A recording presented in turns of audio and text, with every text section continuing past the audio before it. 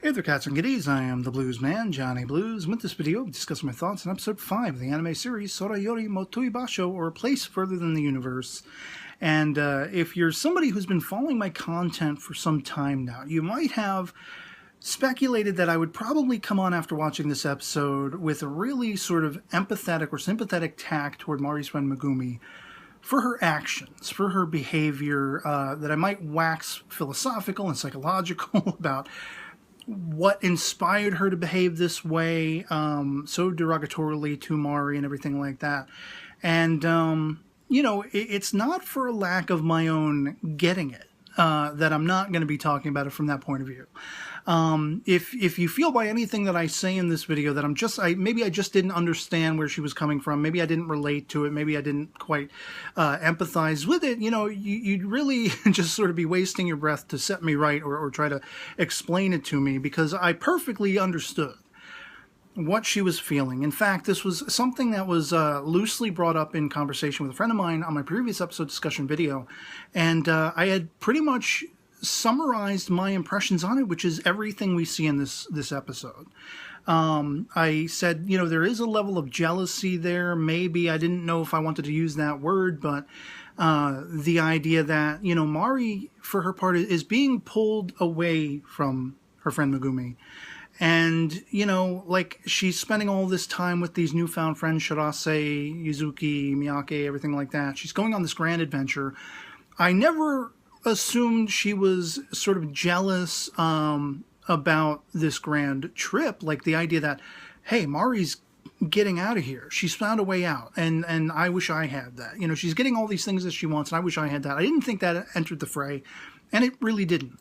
There was some level of it that Mari is being pulled away, and she does have this grand in scope thing over the next horizon that she's planning and she's training for and everything like that. But it did occur to me that there was some level of it that because Megumi was much more the straight-laced, because she's the constant guidepost for Mari, that, Mari's relying lesser on her and all these kinds of things, and that this would make her feel bad. It would depress her because her friend, her tried and true best of friends, is just getting further and further away from her and all that kind of stuff. So I perfectly understand that. It was impressioned upon me by watching this episode. I mean, they pretty much just flat out explain it anyway by the end, in case you weren't getting what was going on. Until she says it herself, I hadn't fully formed in my mind that, she's the one spreading the rumors and being very malicious and everything like that. But by and large, my reaction to what she was doing in this episode, I was irked, and then some. I was really kind of pissed off. I have been the recipient of this kind of behavior before, and I know there have been times in my life where I have been jealous of other, pseudo friends and things like that. And even in those estimations, I never sank to the level that Megumi did in becoming so malicious and spreading such derogatory rumors, trying to undermine and overwhelm, Mari so much that she would try to give up on this thing that was looming before her, as Megumi does. From the time, she kicks out the plug of the PlayStation, the PS1, which totally a nostalgia wave over my head. Going back to the first time I was ever introduced to it by my cousin, my brother from another mother, with the game Final Fantasy VII, and I started playing that, but I wouldn't finish it until after I played Final Fantasy VIII. I digress. But thorough grand memories of being introduced to the PS1, and that's kind of a similar dynamic that Mari and Megumi have. It was her, gaming console. Mari was better at it. The particular game that they were playing, which looked kind of like Tetris or Columns, which my sister would have loved. She loves Columns from the old Sega Genesis. And, because Mari kicked her ass, apparently, in their youth, she gave it to her. And then she lost it, which was something I did all too many times. Somebody would lend something to me.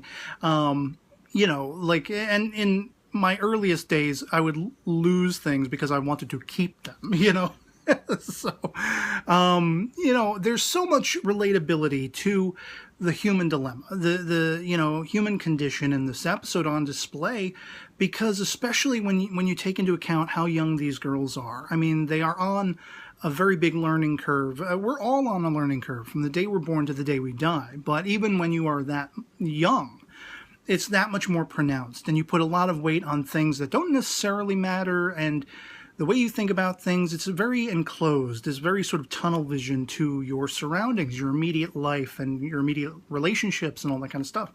And so I could perfectly understand where she's coming from. I could perfectly see the realism in how this dynamic was playing out. But she was a bitch. she really became a bitch with how low she sank, and how derogatory, how demeaning she was becoming for fear of losing the friendship, the being the guidepost of Mari and everything like that. I didn't empathize with her. I didn't sympathize with her. Even though I understood it, it just really was irksome to me. Again, as I say, she kicks out the plug of the game. And then when she and Mari are alone and she's telling her about the rumors, the way the performance was spot on, because the way she broaches that subject. Oh, have you heard what people are saying? The wrong impression everyone has. I had gotten the sneaking suspicion, are you the one saying these things? Because she has this demeanor about her that signals that. And I just wasn't sure until finally toward the end of the episode she lays it all out and she admits that fact. And it wasn't only that. It wasn't only the rumors. Everything that, trying to usurp Mari's impressing upon her mother, her parents, to sign the documentation and everything. She's the one who told Mari's mother to try to ruin it, to try to undermine it. And, she spread these rumors, and she's constantly talking about, should I say, Antarctica behind her back and all these things. And, she has a poor impression of her because she is the direct tie that's taking Mari away and all this kind of stuff. And so just her behavior, especially as Mari and Miyake and Shirase, they end up all going to karaoke together. They drag Megumi along. And I thought it was going to be a cathartic thing. I thought this was going to be the turning point of the episode where Megumi realizes the error of her ways, realizes, that she's not losing her friend. She can become a part of this group. And it was something that I have been thinking about since the very early going. Why can't Megumi go on this trip? Other than her not maybe wanting to. Why has it never occurred to anyone to ask her? Why hasn't it occurred to Mari? I mean, Mari's kind of in her own world. She's got this excitement, this exuberance. She's not, blind to it. She's just unaware of it. It's not something she's picked up on. And that's exactly why Megumi in the end screams at her. I was trying to get your attention with all of this. I was trying to make you mad. I was trying to push you to be the one to break up with me. And then after this grand, fun night out, and Mari goes home and her family's made her this big meal, ecstasy of eggs or whatever the hell she called it, which made me laugh. And then the father, the next morning when it's time for Mari to leave, he's all bawling in the corner in the kitchen. I laughed out loud. When Mari's younger sister is even more friendly and supportive and crying than her best friend Megumi, I knew something was wrong, and I knew it wasn't done with. I knew it wasn't over at that point. And that is when we have Megumi come back, and, she looks... I have to give it to the animators. The expression on her face is like she just watched her best friend's coffin put in the ground. She's like, like she just witnessed something horrific, because she knows what she's doing. She knows that she's effectively, ripping off that brace and exposing that wound, and that all is kind of going to be lost afterward. She's feeling lost, and she's going to be even that much more lost, because in actuality, as she describes, the guidepost was not so much she for Mari, but it was Mari for her. As long as she was with Mari, she had a directive. She had a direction. And so I get it. I understand. But I still didn't like it. I still didn't like her behavior. I still thought it was inexcusable, the lengths to which it got. And at that point, I have to give Mari kudos and accolades, fictional character or otherwise, because the representation of the best estimation of a human being, forgiveness and friendship, running up to Megumi, embracing her and saying, breakup rejected. I don't know if I could have been the better person and done that. In fact, in all the, occasions I've had this kind of behavior doled out toward me, or vice versa, these were friendships that would fizzle out, if not end, right then and there entirely, and would never be picked up with again. I used to equate it to my Italian heritage. Once I turn my back on you, I have no reason to turn back around again. I would give people chances and chances and chances and chances, but at some point I would cut it off, and that would be it. You would get no more give or play with me. And so Mari's embracing her and not taking no for an answer, not taking this backhanded breakup at face value for what it was, and not giving in on her friend and being there for her friend is far better, a way to react to that than I think the majority of us would. I myself, I don't think I could react that way. It didn't happen to me what happened to her in this episode exactly. But for all the times similar things did, I put myself in Mari's place, and that probably would have been enough for me to be like, well, to hell with you then. What is wrong with you? But she rose above it, and I love her. I'm endeared to her that much more for it. Her exuberance, her joy, her positivity is unparalleled. I mean, it's not like she was unaffected by it. She was brought to tears with the crushing realization that her nearest and dearest friend, someone she sought to spend more time with, knowing her time within which to do so was limited because the trip was oncoming, she sought out Megumi to have just a few last moments before 3 months of being away. And this is how she's thanked for that? Like, wow, for her to rebound so strongly and be like, when I come back, we're still like this. Man. So, I mean, I enjoyed this episode. There were some really funny moments with, like, the three of them. Yuzuki has to put on this film, the sort of, not an advertisement, but like, because of the trip they're going on, this is the beginning of our trip, and the next time you see us, we'll be in Australia, and they do this, like, hop in the air, and eventually they'll film the second half in Australia where they all land, and then it's going to be Shirase's time to speak. She's all just insane with, like, nervousness and trying to figure out what she's got to say. And there's a moment where she has this stark obtuseness where she, like, leaps and then she comes back down on the ground and she's horrified. She's like, but I can't hop to Australia. She's completely lost. And I was dying. I was laughing.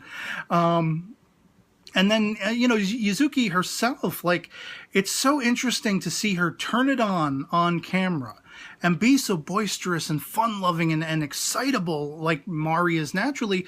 But then as soon as the take is over with, Miyake's behind the camera directing, I guess, and she's like, okay, that's it. We're done. We got the take. And all of a sudden Yuzuki's just like, don't make fun of me. It wasn't that good, when she's being praised by Mari and Miyake and everything. So, I mean, she does come across as unlikable to a point, Yuzuki, that is to say.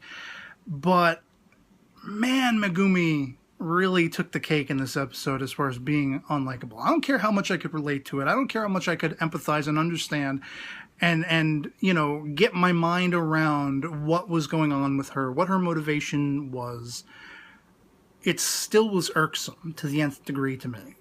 Not so much like, I hated this episode, I hate this show, or anything like that.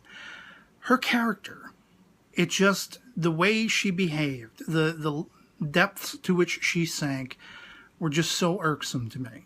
And, but c'est la vie. I mean, such is life. This is how life, sometimes plays out.